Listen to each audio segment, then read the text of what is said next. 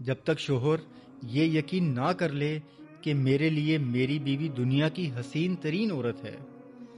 ہو سکتا ہے دنیا میں اس سے زیادہ خوبصورت عورتیں ہوں، مگر میرا سکون، میری ساری بھلائی صرف میری بیوی کے ساتھ ہے۔ اور جب تک بیوی یہ یقین نہ کر لے کہ ہو سکتا ہے اس دنیا میں اس سے زیادہ خوبصورت مرد ہوں، مگر میرے لیے بہترین، میرے لیے محفوظ صرف میرا شوہر ہے، تب تک نکاح اس مقام تک نہیں پہنچتا جہاں اللہ نے سکون، مودت، رحمت اور برکت کا وعدہ فرمایا ہے۔ اللہ خود فرماتا ہے کچھ چیزیں تمہیں ناپسندیدہ ہوتی ہیں، لیکن ہو سکتا ہے اللہ نے انہی چیزوں میں تمہارے لیے بہت سی بھلائی چھپا رکھی ہو۔